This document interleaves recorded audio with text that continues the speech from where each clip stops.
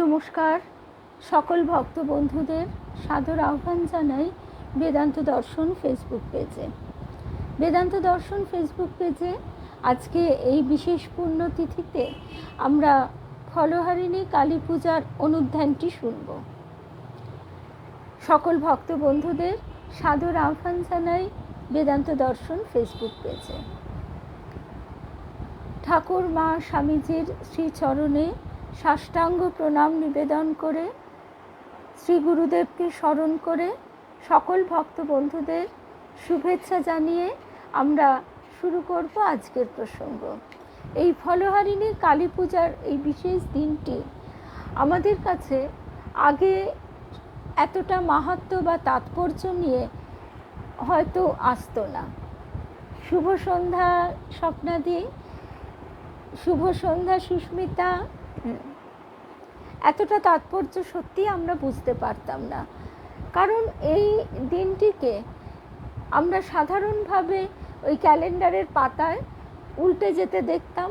ঠাকুর মাকে পূজা করেছিলেন এইটুকুই জানতাম, কিন্তু আজকে যত তার কৃপায় আমরা গভীর থেকে আরও গভীরে প্রবেশ করছি, তত আমাদের সামনে সহস্রদল পদ্মের মতো উন্মোচিত হয়ে যাচ্ছে একটি একটি দল বা পাপড়ি, এবং আমাদের অন্তরে যত এই পদ্ম বিকশিত হবে, তত আমাদের অন্তরটি আলোকিত, সুরভিত, আনন্দিত হবে। আজকে আমরা অনেকেই সমবেত হয়েছি, সঞ্চিতা, কুমকুমদি, সুস্মিতা, স্বপ্নাদি। তাহলে আমরা ঠাকুর মায়ের শ্রীচরণে সাষ্টাঙ্গ প্রণাম নিবেদন করে শুরু করছি আজকের প্রসঙ্গ। নিবেদিতা, শুভ সন্ধ্যা।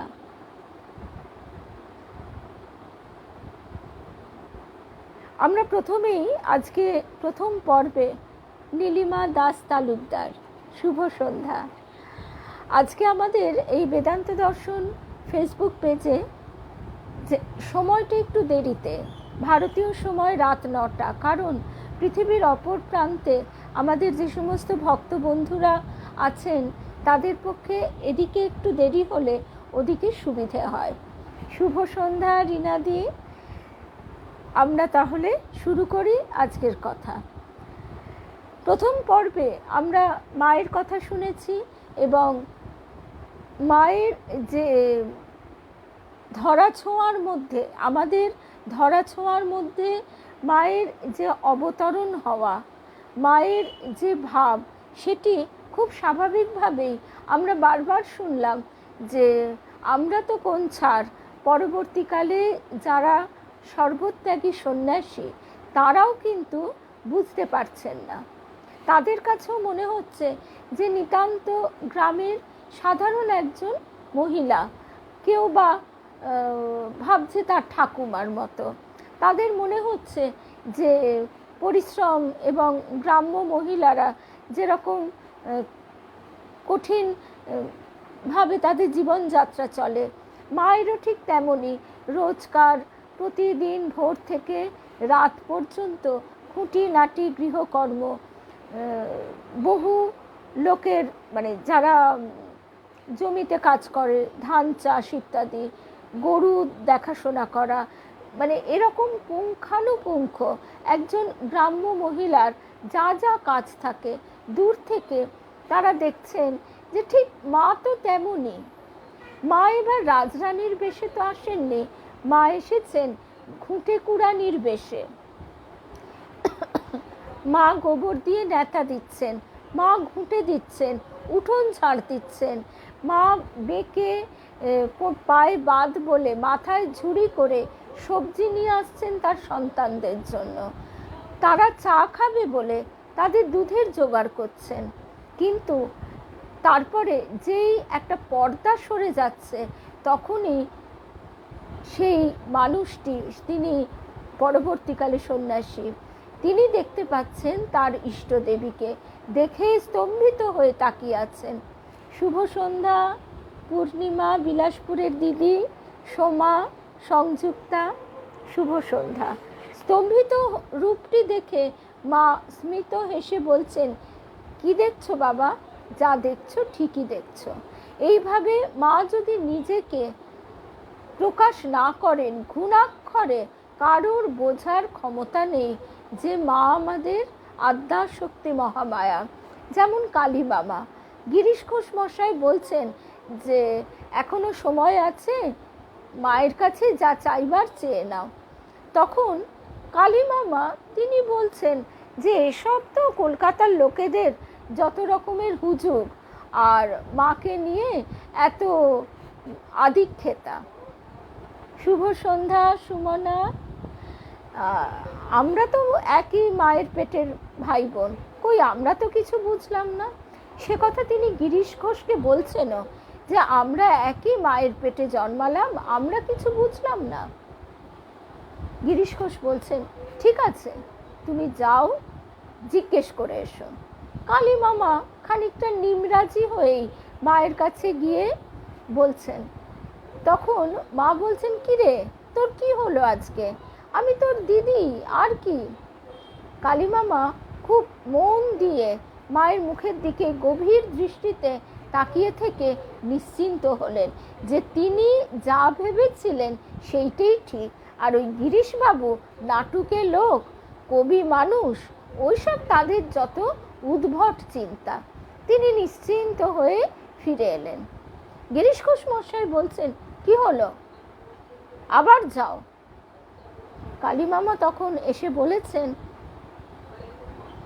আপনি পাঠালেন, কিন্তু মা তো নিজেই বললেন তিনি আমার দিদি ছাড়া তো আর কিছু নন।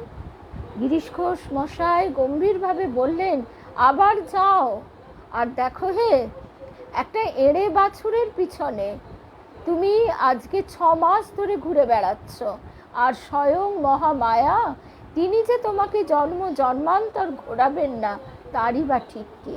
তা এই মহামায়া তিনি এইবার জগতের এমনই প্রবল ভয়ঙ্কর অবস্থা, কলি যুগের একেবারে চূড়ান্ত প্রকাশ ঘটছে।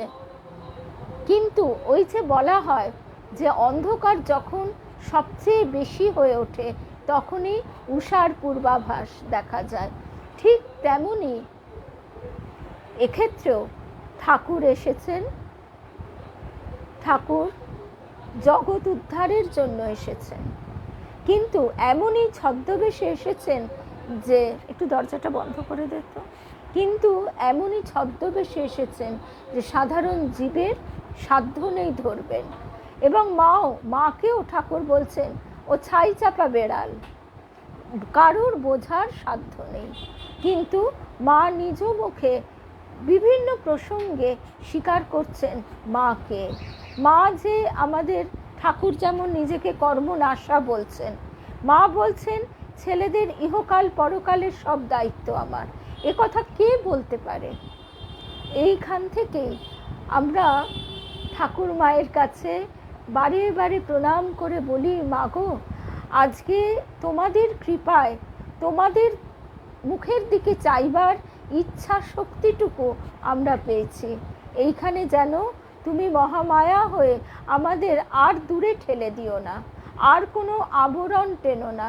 শিশু মায়ের মুখের দিকে চেয়ে অপার শান্তি আনন্দ পায়, একথা সব মাই জানে। কোলে যখন ছোট্ট বাচ্চাটি আসে, সে অবাক দৃষ্টিতে শুধু মায়ের মুখের দিকে চেয়ে থাকে, তার জগতের কোনো কিছুর প্রতি চাহিদা আকর্ষণ কিচ্ছু থাকে না, সে শুধু তার মাটিকেই চেনে। আমরাও যেন জগতের শত শত সহস্র সহস্র হাতছানিতে ভুলে না যাই। আমরা জীবনে মরণে পলে পলে অনুক্ষণ যেন আমাদের মায়ের মুখের দিকে চেয়ে থাকতে পারি। মা তো আমাদের দিকে চেয়ে আছেন, আমরাই বিভিন্ন আকর্ষণে বারবার ছিটকে যাচ্ছি। আর মাও ভাবেন ঠিক আছে, খেলা নিয়ে যখন আছে তাকে আরও 4টি নতুন খেলনা দিই।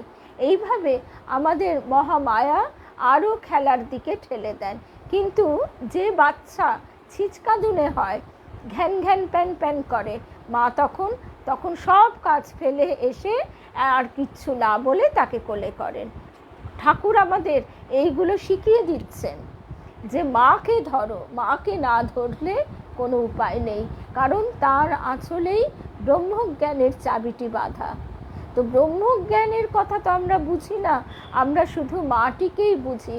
আমাদের সংসারে সুখে দুঃখে সন্তানের জন্য সর্বক্ষেত্রে আমরা শুধু মাটিকে চিনি, যেন চিনি, সত্যিকারের চিনি। মা বলছেন বিশ্বাস হলো তো হয়েই গেল। আমরা যেন সেই বিশ্বাস নিয়ে মাকে জড়িয়ে ধরতে পারি যে মা আছেন আর আমি আছি, ভাবনা কি আর আছে আমার। এটা শুধু গানের একটি পংক্তি নয়, আমাদের হৃদস্পন্দনে যেন এই কথাটি ধ্বনিত হয়। কাবেরী সেই সুদূর ফিনল্যান্ড না সুইডেন, এখন কোথায় আছে জানি না এই মুহূর্তে, সেখান থেকে এখন আমাদের মায়ের কথায় সেও মায়ের আকর্ষণে চলে এসেছে। এই মাত্রই আমরা এইটি বলছিলাম যে শত সহস্র আকর্ষণের হাতছানিতেও যেন আমরা মাকে ভুলে না যাই। এবার আমরা আসি আজকে আমাদের যে প্রসঙ্গ, কালীর ফলহারিণী রূপের আলাদা যে কোনো ধ্যান মন্ত্র বা পূজাবিধি আছে তা নয়।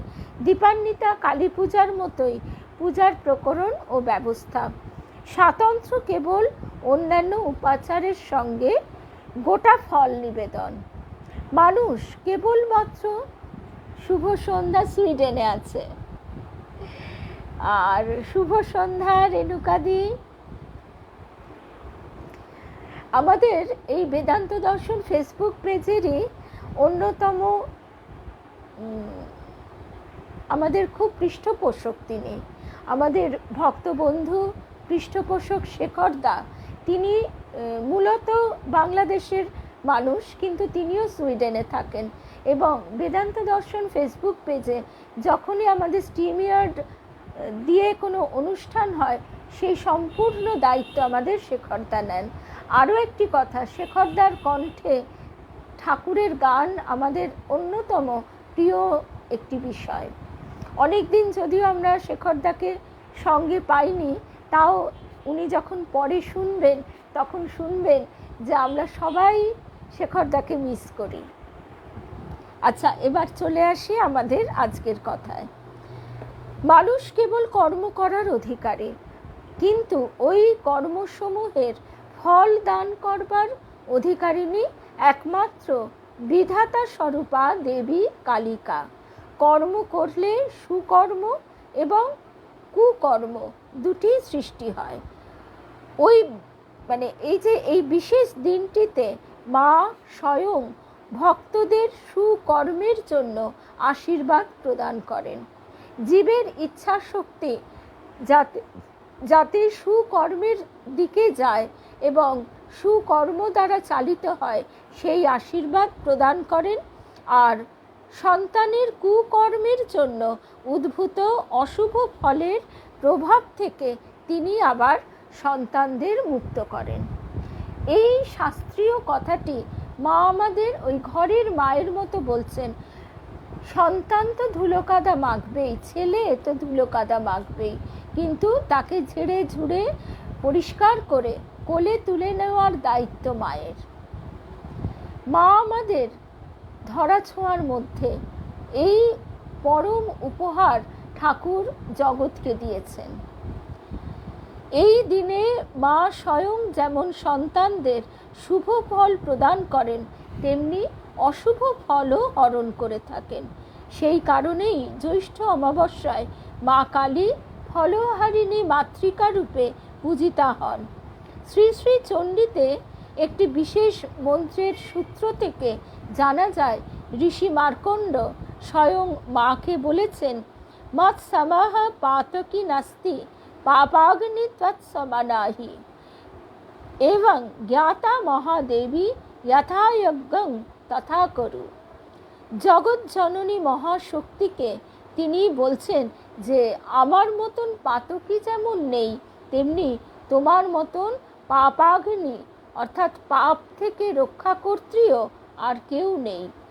সুতরাং হে মহাদেবী, তুমি যা করবে তাই আমি মাথা পেতে নেব। জগৎ জননী মহাশক্তিকে যেসব মূর্তিতে আমরা আরাধনা করি, শুভ সন্ধ্যা, সোমা, ছন্দা সরকার, রেণুকাদিকে তো আগেই দেখেছি। কালী রূপ তো তার মধ্যে অন্যতম। তন্ত্রমতে কালী আদি রূপিণী, আদ্যা শক্তি, সব কিছুরই কারণ। ইচ্ছা মাত্রে তিনি এই বিশ্ব চরাচর সৃষ্টি করেছেন। জগৎ সংহারক মহাকাল তারই একটি রূপ মাত্র। মহাকাল বিশ্ব গ্রাস করেন, আর তিনি গ্রাস করেন মহাকালকে, তাই তিনি কালী। সগুণ ব্রহ্মের সৃষ্টি, স্থিতি ও বিনাশ, এই তিন ভাবের একত্র প্রকাশে আমরা কালী রূপের মধ্যে দেখতে পাই। কালী রূপও অনেক, তিনি নানাভাবে লীলা করছেন। মহাকালী, নিত্যকালী, শ্মশানকালী, রক্ষাকালী, শ্যামাকালী বলছেন ঠাকুর। আর ফলহারিণী এই বহুরূপিণী কালীরই একটি রূপ। সাধকের কর্মফল হরণ করেন, তাই তিনি ফলহারিণী ঠাকুর বলছেন। আর সেই জন্যই বোধহয় কর্মফলের প্রতীক হিসেবে এই দেবীকে যখন আমরা পুজো করি, নানাবিধ ফল নিবেদন করি। পূজার বিধানে আছে জ্যৈষ্ঠ পঞ্চদশ্যাং বহু ফলাদ্যুপহারৈ পূজনীয়া, অর্থাৎ জ্যৈষ্ঠ মাসের অমাবস্যায় সাধক নানাবিধ ফলের উপহার সহযোগে দেবীর পূজা করবেন। আরেকটি বিধানেও পাওয়া যায় জ্যৈষ্ঠ মাসি তথা মায়াং সফলং কালিকার্চনম। জ্যৈষ্ঠ মাসের অমাবস্যায় বিশেষভাবে নানাবিধ ফল দিয়ে দেবী কালিকার পূজা করতে হয়। আবার আমরা সাধারণভাবে ইষ্ট দেবীকে ভালোবাসি, আমরা যা ভালোবাসি তাকেও তাই নিবেদন করব। এটাই সাধারণ আমাদের সকলেরই ইচ্ছা, সাধকেরও ইচ্ছা। তাই এই সময়ে যে বহু রকমের ফল প্রকৃতি মাতা আমাদের দেন, সেই আম, জাম, লিচু, কাঁঠাল ইত্যাদি, সে সাধকও ইষ্ট দেবীকে নিজ হাতে সমর্পণ করেন। যাই হোক, দেবী একদিকে যেমন সাধকের কর্মফল হরণ করেন, বিনাশ করেন, আবার ফল প্রদানও করেন। কর্মফল হরণ করে সাধককে তার অভীষ্ট ফল, মোক্ষ ফল প্রদান করেন। এই সব কথা ভাবতে ভাবতে সাধক বিহ্বল হয়ে গাইছেন, ভাব কি ভেবে পরাণ গেল, যার নামে হরে কাল, পদে মহাকাল, তার কেন কালো রূপ হলো। কালো রূপ অনেক আছে, এ বড় আশ্চর্য কালো, যারে হৃদি মাঝে রাখলে পরে হৃদ পদ্ম করে আলো। রূপে কালী, নামে কালী, কালো হতে অধিক কালো। ও রূপ যে দেখেছে সে বোঝেছে, অন্য রূপ লাগে না ভালো। প্রসাদ বলে কুতূহলে, এমন মেয়ে কোথায় ছিল, না দেখে নাম শুনে কানে, মন গিয়ে তাই লিপ্ত হলো। তা অভয়া কালিকার শরণাগত হলে সকল ভয় যায়। তাই ভক্তদের অভয় দিয়ে ঠাকুর গাইছেন, ঠাকুর শ্রী রামকৃষ্ণ, অভয় পদে প্রাণ সঁপেছি, আমি আর কি জমের ভয় রেখেছি। এই ফলহারিণী কালী পূজার দিনেই তিনি সেই অভয়া শারদার চরণে নিজেকে, নিজের সমস্ত সাধনার ফল সমর্পণ করছেন। জগৎ জননী মহাশক্তি সেই সাধকের সমস্ত কিছু ধারণ করছেন। সুতরাং আমরা বুঝতেই পারছি যে মায়ের কি বিশাল মহিমা, যে তিনি স্বয়ং পরম ব্রহ্ম, পূর্ণ ব্রহ্ম শ্রী রামকৃষ্ণকে ধারণ করছেন। যে কথা তিনি নিজ মুখেও বলছেন, যখন তাকে তার ব্রহ্মচারী সন্তান বলছেন, মা ঠাকুরকে তুমি কিভাবে দেখো, তখন তিনি গম্ভীরভাবে বলছেন সন্তান রূপে। তিনি হয়তো ভাবছেন যে এটি বুঝি এমনি বলছেন না, তিনি সেই শ্রী শ্রী চণ্ডীর চণ্ডিকা রূপে বলছেন যে মহাকাল সমস্ত কিছু গ্রাস করেন, আবার সেই মহাকালকে গ্রাস করেন কালী, আবার সেই কালী তিনি আবার তাকে বিস্তার করেন, প্রকাশ করেন। সুতরাং সন্তান রূপে দেখার অর্থের গভীরতা আমাদের মতো সাধারণ মানুষের বোঝা কষ্টসাধ্য। তন্ত্রমতে কালী আদি রূপিণী আদ্যা শক্তি, সব কিছুরই কারণ, সগুণ ব্রহ্মের সৃষ্টি, স্থিতি ও বিনাশ, এই তিন ভাবের একত্র প্রকাশ। মহাকাল বিশ্ব গ্রাস করেন আর তিনি গ্রাস করেন মহাকালকে, তাই তো তাকে বলা হচ্ছে কালী। ব্রহ্মকে সর্বস্ব বলে মনে করতেন শঙ্করাচার্য, শক্তিকে অস্বীকার করতেন, কিন্তু সেই মহাশক্তি আদ্যা শক্তি তার ভুল ভাঙিয়ে দিলেন। কিভাবে? একদিন সকালে স্নান করে তিনি ফিরছিলেন, পথে দেখেন স্বামীর শবদেহকে আশ্রয় করে বসে আছেন ক্রন্দনরতা এক স্ত্রী। পথ চলতে অসুবিধা হওয়ায় শঙ্করাচার্য সেই মহিলাকে মা বলে সম্বোধন করে বলছেন যে মৃতদেহটি পথের এক পাশে রাখতে। সেই শোকগ্রস্তা সদ্য বিধবা নারী শঙ্করাচার্যকে বললেন যে তিনি তাকে চেনেন। শঙ্করাচার্য তো ব্রহ্মবাদী, তিনি সর্বভূতই ব্রহ্মময়, এই কথা প্রচার করেন। তবে তার স্বামীর মৃতদেহ পথে থাকলে কি অসুবিধা, কারণ সেও তো ব্রহ্মেরই অংশ। শঙ্করাচার্য কিন্তু সে কথা তখন ধারণ করতে পারলেন না। তিনি সেই নারীকে উত্তর দিলেন, শোকে সে মুহ্যমান হয়ে অসংলগ্ন কথা বলছেন। এমনই বাদানুবাদের মধ্যে হঠাৎ দেখলেন নারী ও শবদেহটি সেখানে নেই। মহামায়ার অপার মায়াকে উপলব্ধি করে তখন তিনি ভবান্যষ্টকম রচনা করলেন। প্রাণের অন্তঃস্থল থেকে দেবীকে তার সর্বস্ব নিবেদন করে বললেন, না তাত না মাতা না বন্ধুর না দাতা, না পুত্র না পুত্রী না ভৃত্যৌ না ভর্তা, না জায়া না বিদ্যা না বৃত্তির মমৈব, গতিস্ত্বং গতিস্ত্বং ত্বমেকা ভবানী। ভবাব্ধাব পারে মহাদুঃখ ভীরু, পাপাত প্রকামী প্রলোভী প্রমত্তঃ, কুসংসার পাশ প্রবদ্ধঃ সদাহং, গতিস্ত্বং গতিস্ত্বং ত্বমেকা ভবানী। অর্থাৎ আমার মা নেই, বাবা নেই, এ সংসারে কেউ নেই, বিদ্যা নেই, জীবিকা নেই।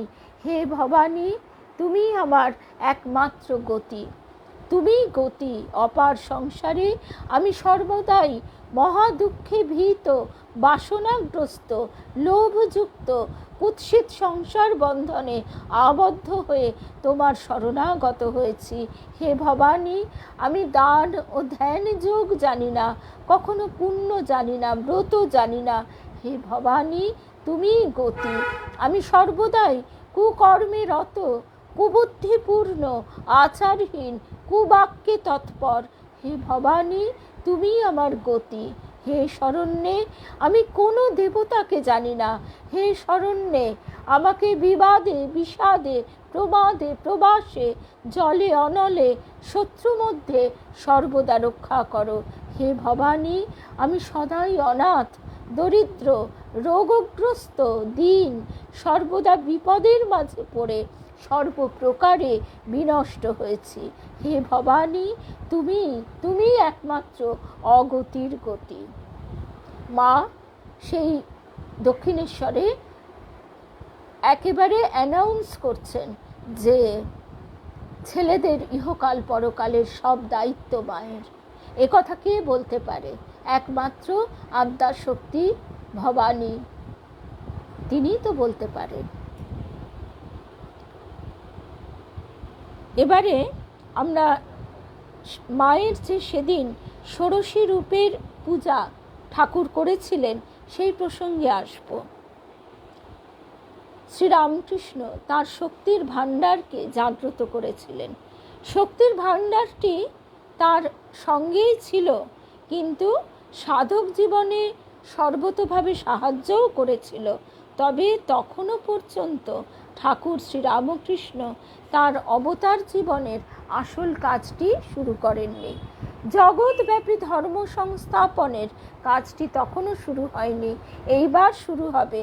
যে আধ্যাত্মিক রত্নভাণ্ডার তিনি জগতের প্রয়োজনে এনেছেন, এইবার তিনি তার বিতরণ কার্য শুরু করবেন।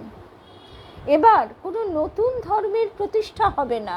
প্রতিটি ধর্মই তার নিজস্ব সারবত্তা নিয়ে অধিকতর শক্তিশালী হয়ে উঠবে এবং সঙ্গে সঙ্গে অন্য ধর্মকেও শ্রদ্ধা করতে শিখবে। মানুষ এখন ভগবানকে যেমন ভালোবাসবে, তেমনি ভগবানেরই আরেকটি প্রকাশ, মূর্ত প্রকাশ জেনে মানুষকে ভালোবাসবে। শঙ্করাচার্যের জ্ঞান ভাবের সঙ্গে এবার যুক্ত হবে বুদ্ধ, রামানুজাচার্য, চৈতন্যদেবের প্রেম ও করুণা। স্বামীজি বলেছিলেন, এক অদ্বিতীয় ভগবানই যুগের প্রয়োজন অনুযায়ী বিভিন্ন যুগে বিভিন্ন রকম শক্তি নিয়ে অবতীর্ণ হন। ভগবান একই, কিন্তু ভগবানের অবতারের মধ্যে ভগবানের শক্তির বিভিন্ন রকম প্রকাশ হয়ে থাকে। কারণ যুগের অন্ধকার যতটা গভীর হয় ততটাই আলো নিয়ে আসতে হয় বলছেন স্বামীজি। স্বামীজি বলছেন, এই যুগের অধঃপতন ছিল পূর্ব যুগের থেকে অনেক বেশি। তাই যুগাবতারকেও এবার পূর্ব যুগের অবতারদের থেকে অনেক বেশি শক্তি নিয়ে আসতে হয়েছে। মাও বলেছেন, এতদিন দেখেছো অংশ কলা, এবার দেখছো পূর্ণ ব্রহ্ম নারায়ণ শ্রীরামকৃষ্ণ আমাদের কৃপা দু হাতে বিলিয়ে দিচ্ছেন। মা দেখছেন ঠাকুর তীর বেগে এসে নীলাম্বর বাবুর বাগান বাড়িতে সিঁড়িতে বসে বসে তীর বেগে এসে গঙ্গায় মিশে গেলেন। আর সেই গঙ্গার জল স্বামীজি, রাখাল মহারাজ, বাবুরাম মহারাজ, শরৎ মহারাজ এরা দুপাশে ছিটিয়ে দিচ্ছেন। সেই জল অসংখ্য জীবকে উদ্ধার করছে, যাদেরই সেই জল স্পর্শ করছে। স্বামীজি বলছেন যে এবার তিনি দেবী ষোড়শী বা ত্রিপুরা সুন্দরী রূপে আবির্ভূতা, যিনি ঘনীভূতা আদ্যা শক্তি, দুর্গা, কালী, সরস্বতী, যার অংশ প্রকাশ মাত্র। আদ্যা শক্তি এত বেশি শক্তি নিয়ে এর আগে কখনো অবতীর্ণ হননি। তাই এবার যুগাবতারের মতো এত শক্তির প্রকাশও আমরা আগের যুগে কোনো অবতারের মধ্যে দেখিনি। এবার প্রতিটি জীবের ভিতরে অসুর শক্তি, তম শক্তি, অশুভ শক্তির চূড়ান্ত প্রকাশ। তাই প্রতিটি জীবকে এবার আমূল পরিবর্তন ঘটাতে হবে, প্রতিটি জীবের।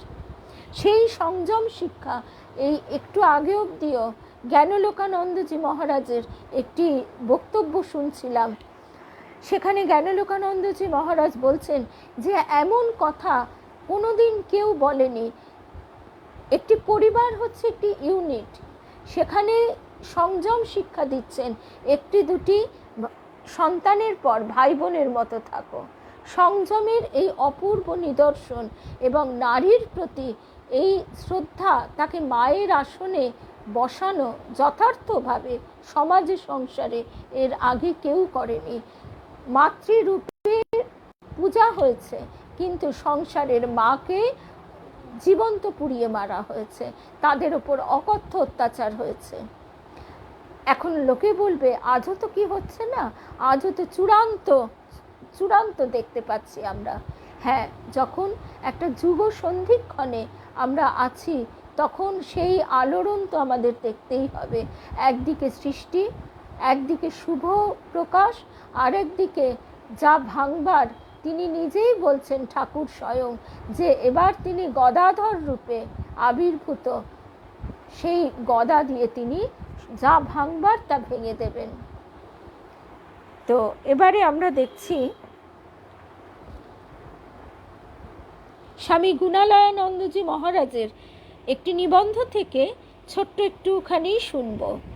যোগেন্দ্র পূজ্যাং যোগধর্ম পাত্রীম শ্রী শ্রী মাকে যদি কেবলমাত্র একটি মহাবিদ্যা রূপেই চিহ্নিত করতে হয়, তবে নিশ্চিতভাবে ষোড়শীর কথাই সবার আগে মনে আসে।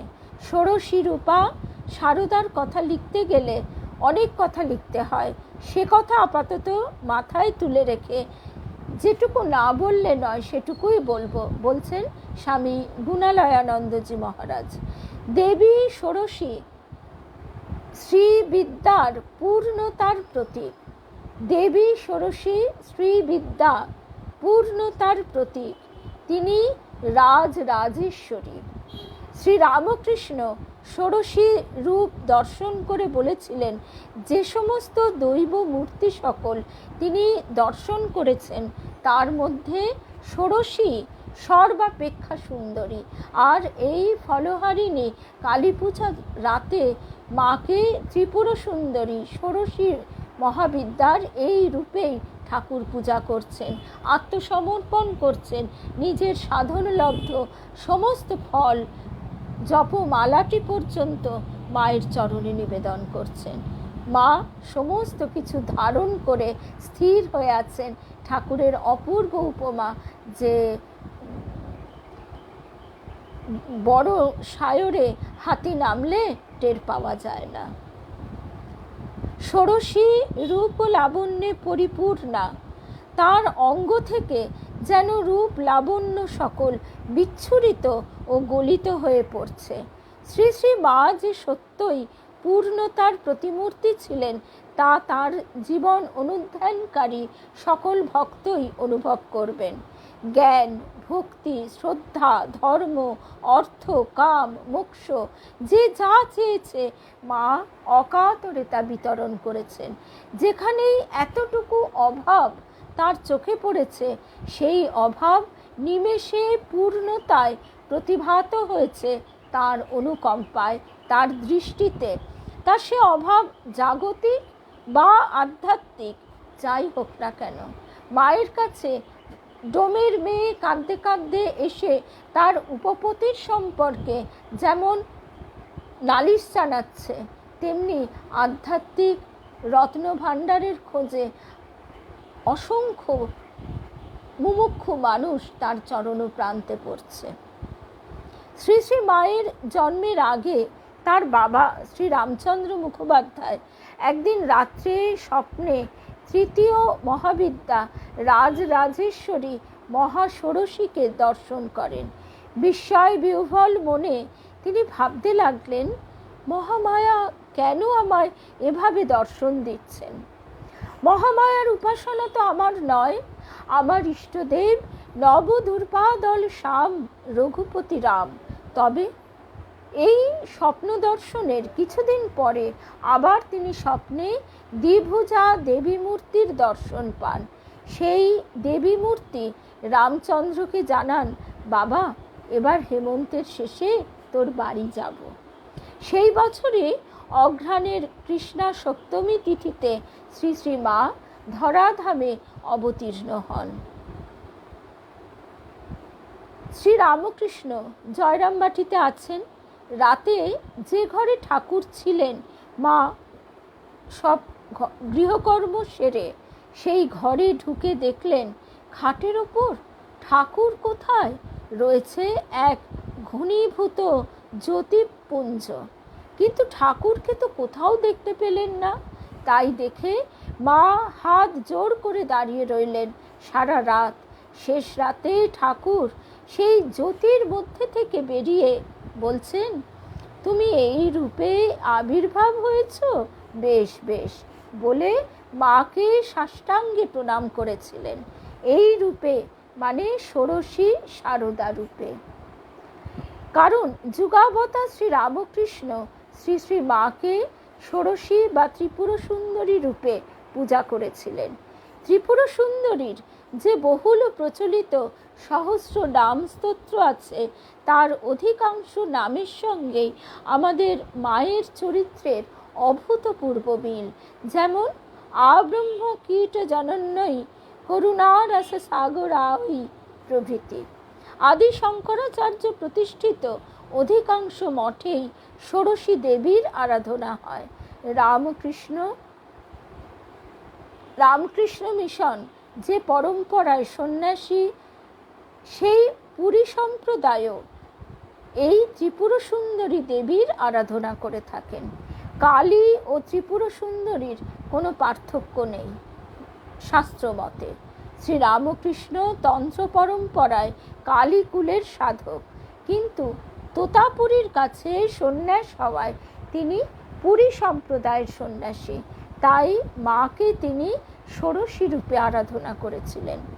ফলহারিণী অমাবস্যার দিন দক্ষিণেশ্বরে লোকচক্ষুর আড়ালে মাকে যথাবিহিত অভিষিক্তা করে শ্রীরামকৃষ্ণ প্রার্থনা মন্ত্র উচ্চারণ করছেন। হে বালে, হে সর্বশক্তির অধীশ্বরী মা তো ত্রিপুর সুন্দরী, সিদ্ধির দ্বার উন্মুক্ত করো, ইহার শরীর মনকে পবিত্র করিয়া ইহাতে আবির্ভূতা হইয়া সর্বকল্যাণ সাধন করো। তারপর ষোড়শোপচারে পূজা করে মায়ের মুখে স্বহস্তে ভোগ নিবেদন করছেন। অর্ধবাহ্য দশায় পূজা ও পূজক একীভূত হন। সমাধিস্থ পূজক সমাধিস্থা দেবীর সঙ্গে আত্মস্বরূপে পূর্ণভাবে মিলিত ও একীভূত হন। তাই আমরা পরবর্তীকালে শুনি ঠাকুর বলছেন, আমি আর ও কি আলাদা? মাও বলছেন যে ঠাকুর ও তিনি অভেদ। শঙ্করাচার্য পূজা শেষে শ্রীরামকৃষ্ণ নিজের সর্বস্ব সাধনার ফল জপের মালাসহ আত্মনিবেদন করছেন মায়ের চরণে। প্রণাম মন্ত্র উচ্চারণ করছেন। সর্বমঙ্গল মঙ্গল্যে শিবে সর্বার্থ সাধিকে শরণ্যে ত্র্যম্বকে গৌরী নারায়ণী নমস্তুতে। এখানেই ঠাকুরের সাধনা সমাপ্ত হয় আর মায়ের বোধন হয়।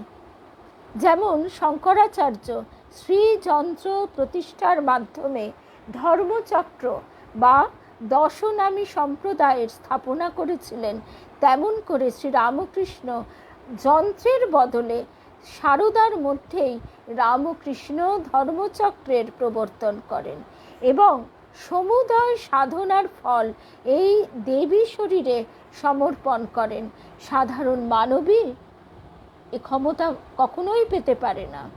মহাযোগীন্দ্র যুগদেবের পূজা তিনি গ্রহণ করেননি, ধারণ করছেন। তাই আজ সারদাই সংঘ জননী রূপে পূজিতা হচ্ছেন।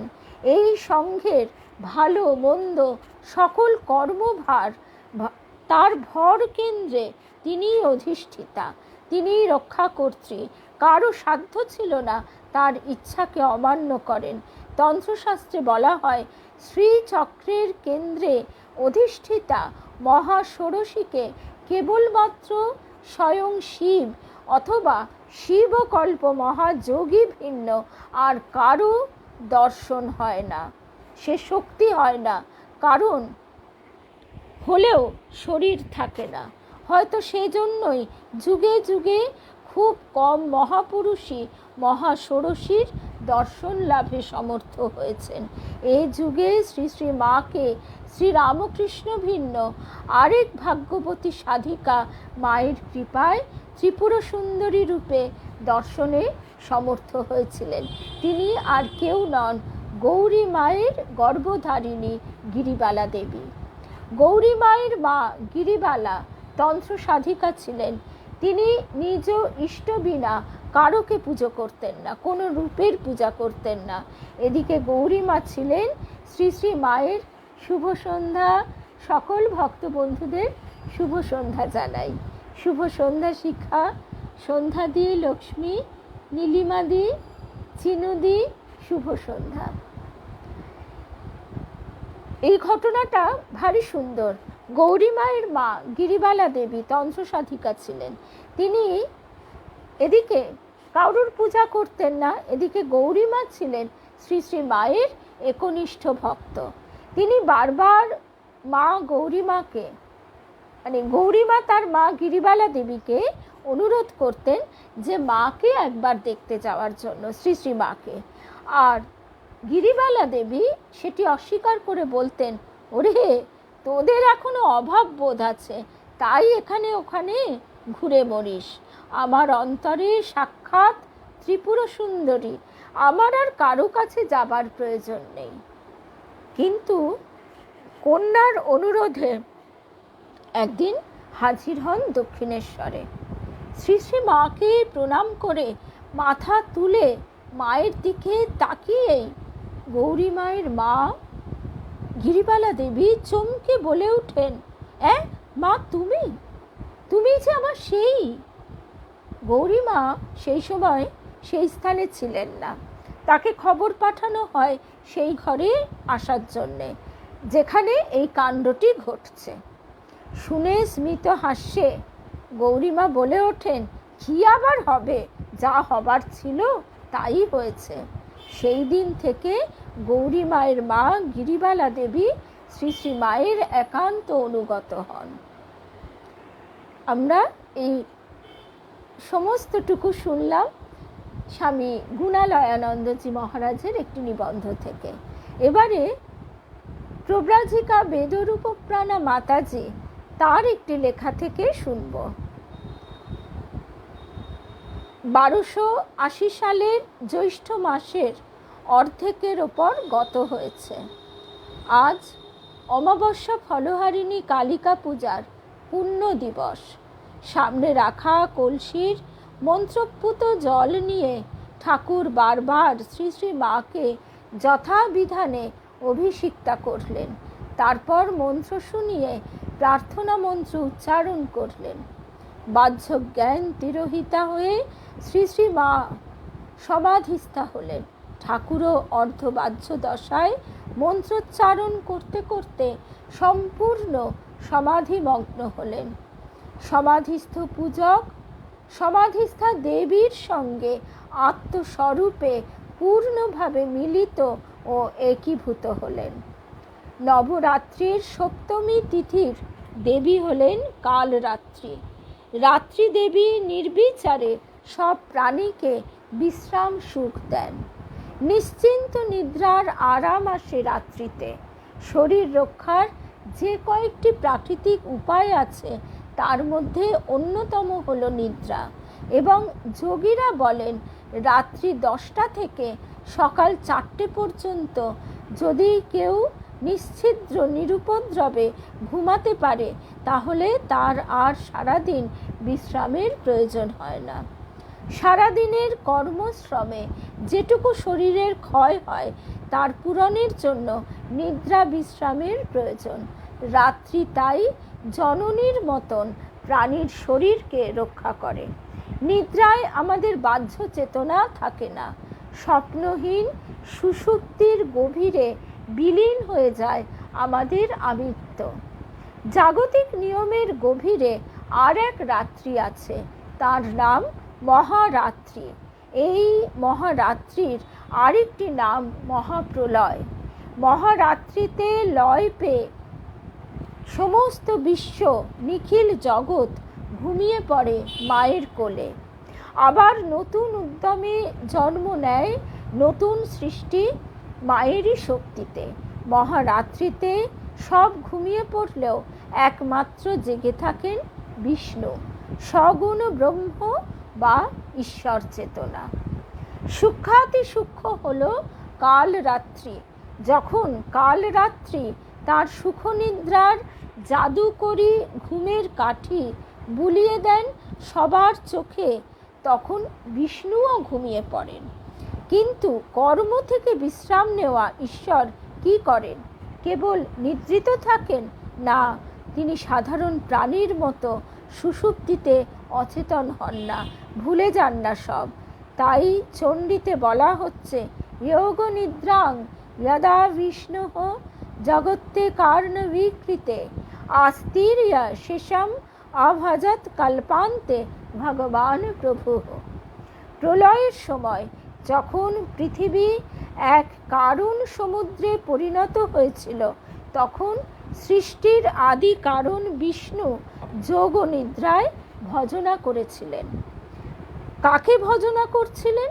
তিনি ভজনা করছিলেন কাল রাত্রি দেবীকে, দেবী যোগমায়াকে, যার প্রভাবে যোগনিদ্রায় যোগারূঢ় হয়ে সৃষ্টিক্রিয়া থেকে বিরত থেকে তিনি নিজের স্বরূপে বিলীন হয়ে আছেন।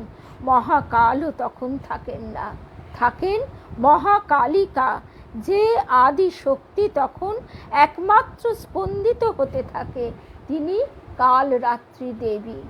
তাই তিনি আমাদের কর্মফল ইচ্ছা করলে খেয়ে ফেলতে বা হরণ করতে পারেন এবং শুভ ফল, শুভ কর্মফল দান করতে পারেন বা সুকর্মের দিকে এগিয়ে দিতে পারেন।